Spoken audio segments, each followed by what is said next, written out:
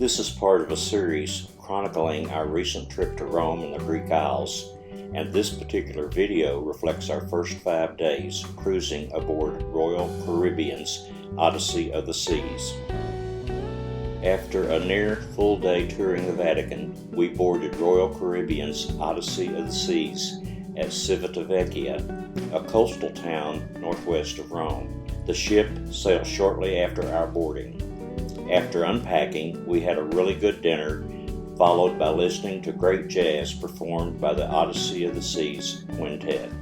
The next morning, a Friday, we enjoyed complimentary room service for a light breakfast in bed to start the day. This was a day at sea with only a couple lectures on the itinerary.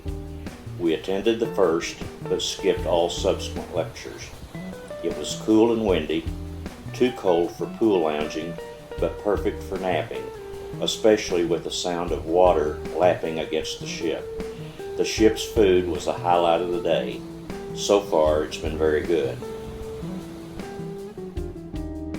Saturday morning, the Odyssey of the Seas sailed through a number of Greek isles and into port at Chania, on the island of Crete.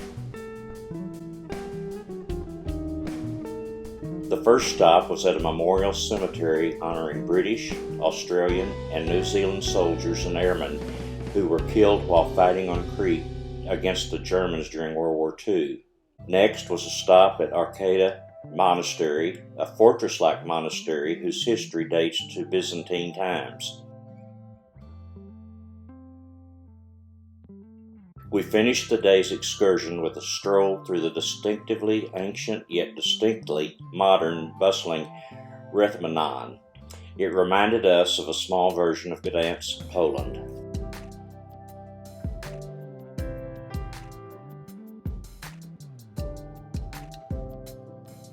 In the evening, we attended a show by a British group, the Barricade Boys, featuring vocalists from the Les Miserables musical. From fabulous harmonies and incredible vocals, the Barricade Boys were awesome.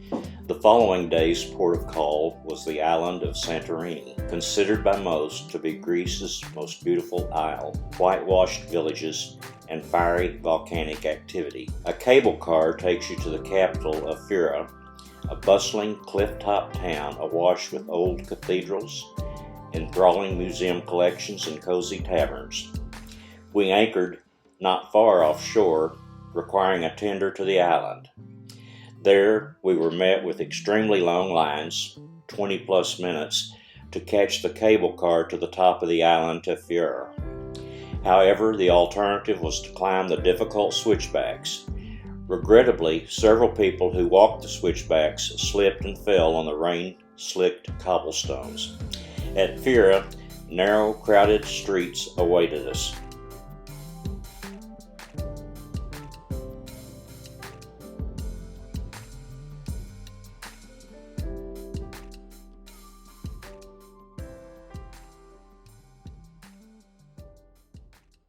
After a brief walk along some of the streets, we again waited in a long line to catch the cable car back down the mountain. Back at the ship, we had dinner and watched The Book, a Cirque-type production of the highest quality. The Book is an epic journey for the imagination that brings the magic and tradition of storytelling to life through cutting-edge technology, including a wall of robotic video screens, 12K projection mapping, and talented live performers.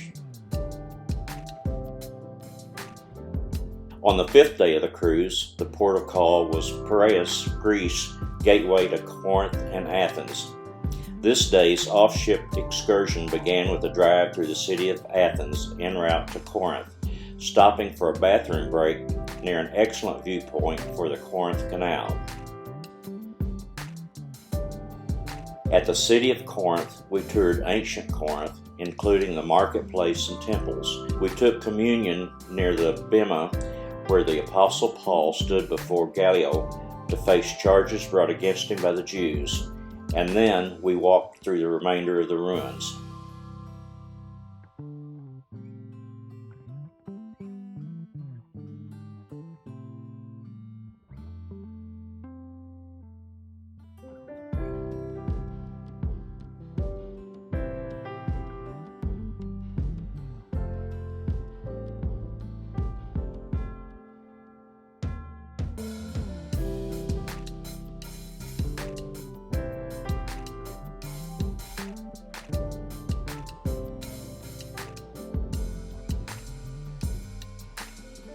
The tour stopped for lunch, macaroni and cheese as an appetizer, veal with potatoes and rice, salad, and a baklava at a restaurant near the Aegean Sea where we enjoyed brief internet access for the first time in 4 days. After lunch, the day's excursion included a drive through Athens and past the House of Parliament, the Presidential Palace, the Tomb of the Unknown Soldier, and many other historical and national buildings.